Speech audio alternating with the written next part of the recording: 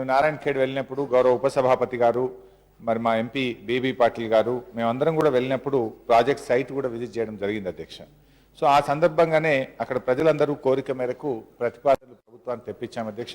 దాదాపు 19 కోట్ల రూపాయలతోని వివిధ అభివృద్ధి పనులు, ముఖ్యంగా ఓటీస్ లూయిస్లు కానీ, ఇరిగేషన్ ఛానల్స్ కానీ, అక్వాడెక్ట్లు కానీ, సైఫన్స్ కానీ, సూపర్ ప్యాసేజెస్ కానీ ఇవన్నీ కూడా డిఫంక్ట్ అయిపోయి చాలా వాటర్ లీకేజ్ అవుతా ఉంది.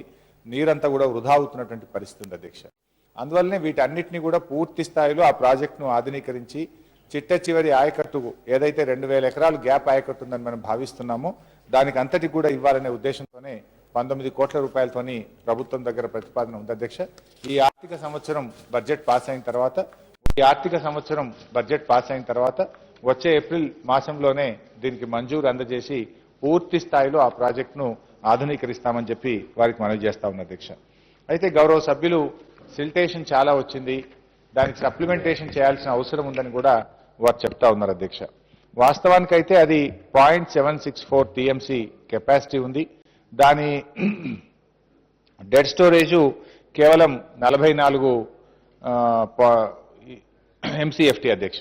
అయితే ఈ కొంత సిల్టేషన్ వచ్చినటువంటి మాట వాస్తవం అయినప్పటికీ కూడా మనం పూర్తి స్థాయి ఆధునీకరించడం ద్వారా చిట్ట చివరి ఆయకట్టు వరకు 6030 ఎకరాలకు నీరిచ్చే అవకాశం ఉందనేటువంటిది మరి అధికారులు చెప్తా ఉన్నారు.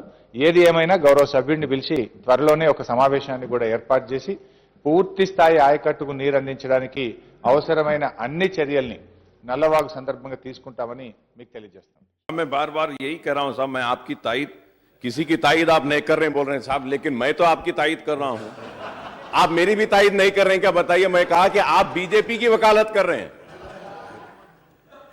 मैं ये बात बोला साहब मैं।